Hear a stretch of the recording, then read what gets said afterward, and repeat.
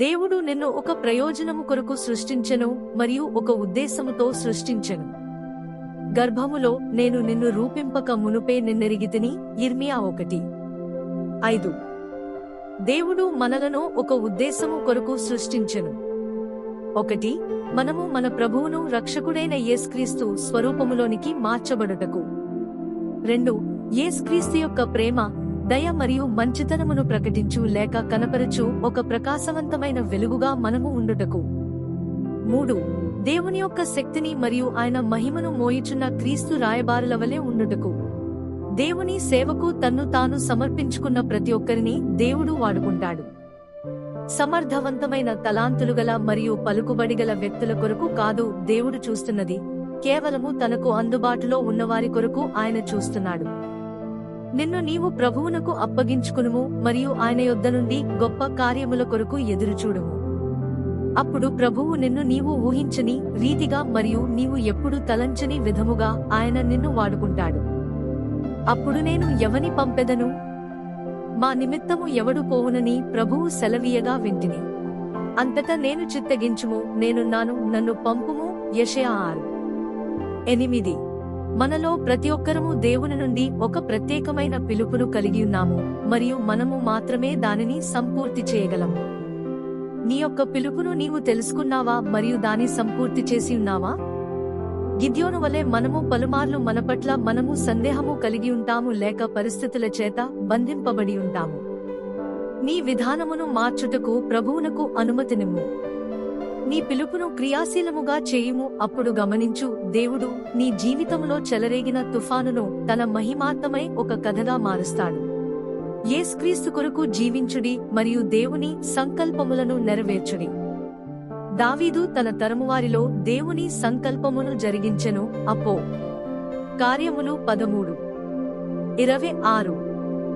దావీదు దేవుని కొరకు జీవించెను మరియు తన తరములో దేవుని ఉద్దేశములను నెరవేర్చెను. అతడు నా హృదయానుసారుడు మరియు నా చిత్తమంతటిని అతడు నెరవేర్చును అని దావీదును గురించి దేవుడు చెప్పుటలో అతిశయోక్తి లేదు. దావీదు తన తరములో తాను తీసుకున్న మరియు ఎంచుకున్న నిర్ణయాలను బట్టి నిజముగా దేవుని సంకల్పమును జరిగించెను. దావీదునకు దేవుని ఎడల కలిగియున్న భక్తి ఎంతో స్వచ్ఛమైనది, పరిశుద్ధమైనది మరియు దేవునితో అవిభాజ్యమైనది. 1. దావీదు తన తండ్రి తనకు అప్పగించిన పనిని, గొర్రెలను కాయుటను ఎంతో నమ్మకముగా ప్రభువునందు ఆనందించుచు జరిగించెను. 1 సమూయేలు 17:34-35 వరకు. 2. దేవుని యొక్క నామ ఘనత కొరకు దావీదు ఎంతో ఆసక్తి కలిగియుండెను కాబట్టి దేవుని యొక్క నామము దూషింపబడినప్పుడు అతడు గొల్యాతును ఎదుర్కొని వడిసెల రాయితో అతని చంపెను. 1 సమూయేలు 17:40-51 వరకు. 3. దావీదు ఎల్లప్పుడూ దేవుని యొద్ద విచారణ చేసి దేవుడు అనుమతించినప్పుడే యుద్ధము చేయుటకు ముందుకు సాగెను. 1 సమూయేలు 23. 4. నాతాను ప్రవక్త ద్వారా దేవుడు దావీదుతో మాట్లాడినప్పుడు అతడు తన పాపమును బట్టి, వ్యభిచారము మరియు హత్యను బట్టి పశ్చాత్తాపపడెను, కాని దాని పరిణామాలను అతడు ఎదుర్కొనవలసి వచ్చెను. 2 సమూయేలు 12:13-14 వరకు. 5. దావీదు దేవునిపై విశ్వాసముంచెను గనుక సింహాసనమును అధిష్ఠించుటకు దేవుని యొక్క సమయము కొరకు కనిపెట్టెను. 2 సమూయేలు 2:1-5. 6. సౌలు దావీదును ద్వేషించి అతనిని చంపదలచినప్పటికీ దావీదు సౌలుపై ప్రతీకారమును తీర్చుకొనుటకు ఒప్పక పగ తీర్చుట దేవుని యొక్క కార్యమని తలంచి మంచి చేత చెడును జయించెను. 1 సమూయేలు 24. 6-7. 1 సమూయేలు 24. 12. 7. దావీదు ప్రభువు కోసం ఒక ఆలయాన్ని నిర్మించాలని కోరుకున్నాడు. దావీదు తన ఇంట నుండి ప్రవక్తయైన నాతానును పిలిపించి, నేను దేవదారు మ్రానులతో కట్టబడిన నగరులో నివాసము చేయుచున్నాను, యెహోవా నిబంధన మందసము తెరల చాటుననున్నదని చెప్పగా. 1 దినవృత్తాంతములు 17.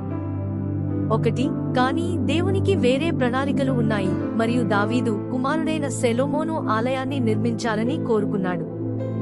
అయితే నీవు యుద్ధములు జరిగించి రక్తము ఒలికించినవాడవు గనుక నీవు నా నామమునకు మందిరమును కట్టించకూడదని దేవుడు నాకు ఆజ్ఞ ఇచ్చెను. 1 దినవృత్తాంతములు 28.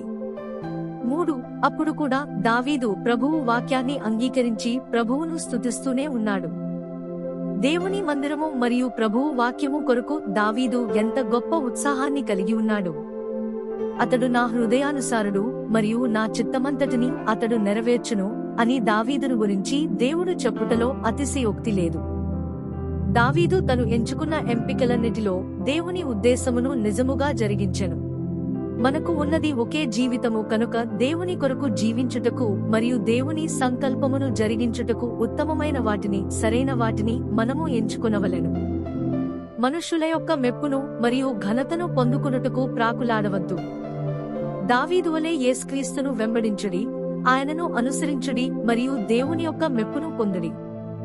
సౌలు ఎల్లప్పుడూ మనుషుల యొక్క మెప్పును మరియు ఘనతను పొందగోరి ప్రజలలో మంచి పేరు కోసము కొరకు ప్రాకులాడను గనుక దేవుని మెప్పును కోల్పోయెను. దావీదు ఎల్లప్పుడూ దేవుని మెప్పు కొరకు ప్రాకులాడను మరియు దేవుని నుండి మంచి పేరును సంపాదించుకున్నటకు ప్రయత్నించెను. సౌలు వలె కాక దావీదు వలె మనము ఉండదముగాక. మనము జీవితములో ఏమి సాధించాలని అనుకుంటున్నామో, మనము ఈ లోకములో ఏ ప్రయోజనము కొరకు జీవించుచున్నామో, ఈ 2 ముఖ్యమైన ప్రశ్నలకు మనము జవాబు చెప్పవలెను.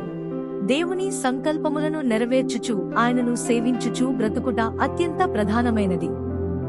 సంఘము ద్వారా, పరిచర్య ద్వారా, మంచి పనుల ద్వారా మరియు అనుదినము మన పనులలో, గృహములో, సమాజములో తీసుకును నిర్ణయాల ద్వారా దీనిని నెరవేర్చగలము. దావీదు తాను ఎంచుకున్న ఎంపికలు, నిర్ణయాలను బట్టి దేవుని సంకల్పములను జరిగించెను. ఆ విధముగా చేసిన ఎడల మనము దేవుని యొక్క ప్రతి విధమైన బాధ్యతను నెరవేర్చదము.